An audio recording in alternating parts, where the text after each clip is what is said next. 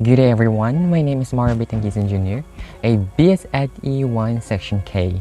So we're going to discuss about verb and its types of verb. Okay.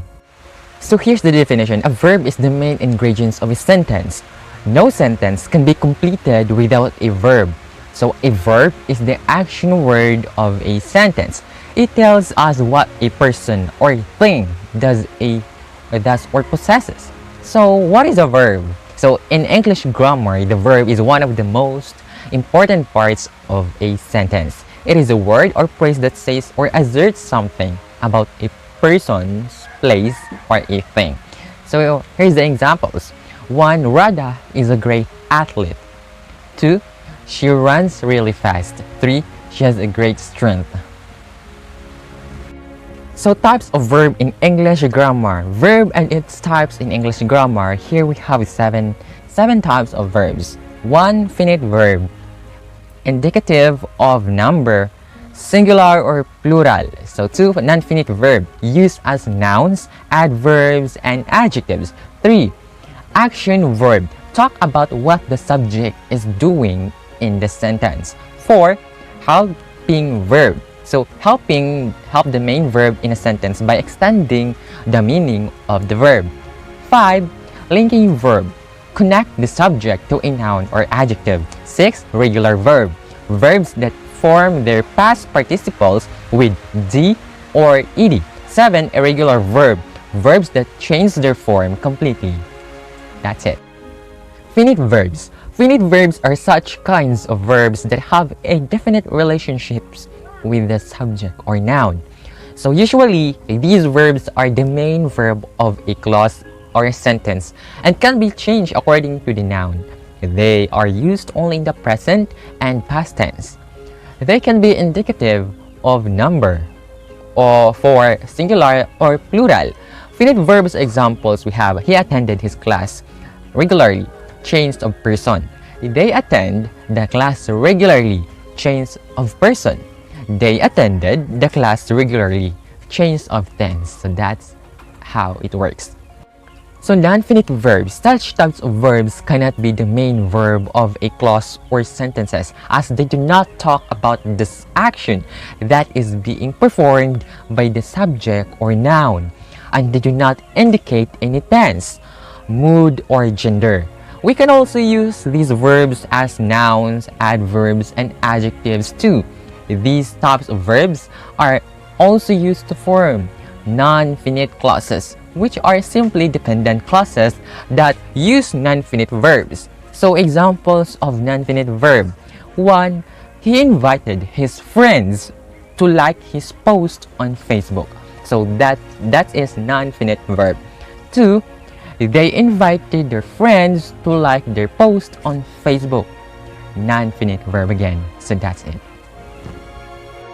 So in the above or previous sentences, the verb to like is not affected by the change in tense and number. So it is a non-finite form of the verb. More examples for non-finite verb. 1. He loves camping in the woods. So here the non-finite verb is camping and it is used as a noun. These kinds of non-finite verbs are called gerunds. 2. I need to go to sleep. Here, the non-finite verb phrase is to sleep. It is acting as a noun. Non-finite verbs that use to before they are called infinitives. 3. The sleeping dog caused a delay. Here, the non-finite verb has ing form and is acting as an adjective. The non-finite verbs that have ing or ed as suffixes and cause the verb to become an adjective are called participles. So that's it. So action verbs. An action verb is also known as the main verb, principal verb, and lexical verb. So all these types of verbs talk about what the subject is doing in the sentence. Action verbs are one of the most easily identifiable types of verbs in English grammar. To identify or recognize these verbs, we simply have to look for the words in the sentence that answers the questions in the sentence. What is the subject doing? For example, Rose is painting the kitchen walls. What is Rose doing? There are two types of action verbs in English grammar. So first, transitive verbs, then intransitive verbs. So that's it. So the transitive verbs are such kinds of verbs in which action verbs have a definite object on which or for which the action is being performed. That means the action has a definite recipient or object. To identify them, you can ask the question, what is the object being affected by the verb? So like the previous examples in transitive verb, Rose is painting the kitchen walls. So what is Rose painting? The kitchen walls.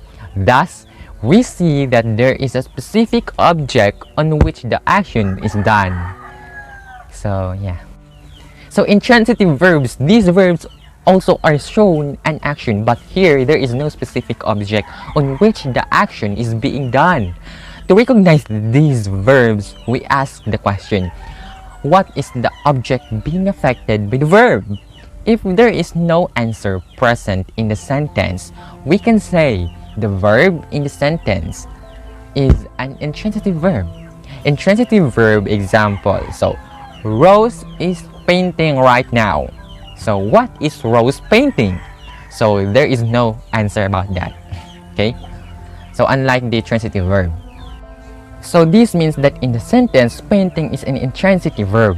An intransitive verb telling us about the action of the subject, but there is no specific object for the action. Helping or auxiliaries verb.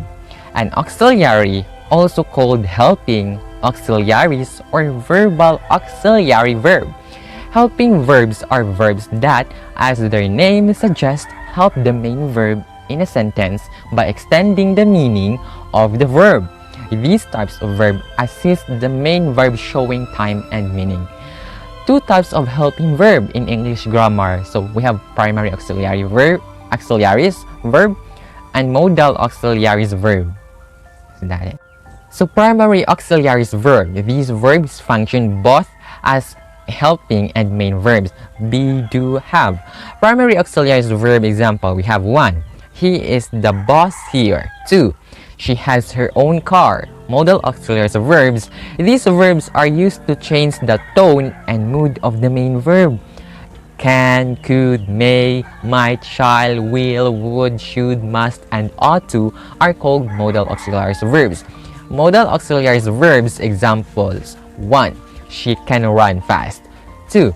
You should study English. So that's it. So linking or copular verbs are unlike other verbs as they do not tell anything about the subject themselves. Instead, they connect the subject to a noun or adjective that helps in describing or providing additional information about the subject. It is important to remember that the difference between a helping verb and a linking verb is that the linking verb is used to connect the subject with something that describes it. So whereas the helping verb is used together with an additional main verb to express the action. So the difference between linking verb and helping verb. So 1. I am tall. That is linking verb. 2. I am running. And that is a helping verb. In the above example or in the previous, the same word can be used as a linking verb as well as a helping verb. So that's it. So linking verb examples. 1. He is the manager. Here, the verb is adding information to the subject he. 2. There are naughty children. Here, are is the linking verb joining the subject they to the complement naughty children. So regular or wake verb, those verbs that form their past participle with d or ed. As suffixes are regular verbs. These verbs do not undergo substantial changes while changing forms between tenses. These verbs are also called weak verbs. So regular verb examples. So from present, according to present, past, past participle. So we have decade, decade, decade.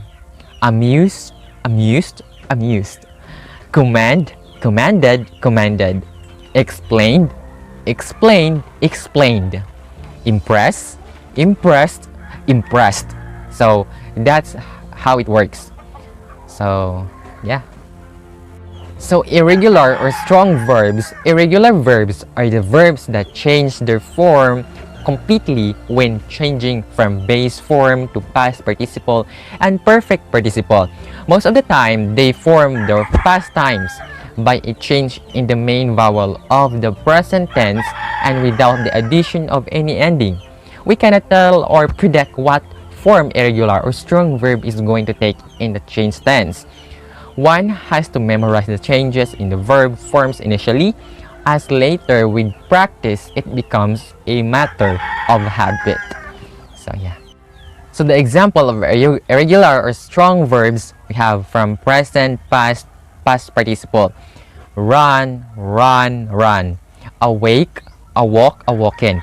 Choose, chose, chosen. Forgive, forgave, forgiven. Bring, brought, brought. So that's all, and thank you for listening. God bless and stay safe. Bye.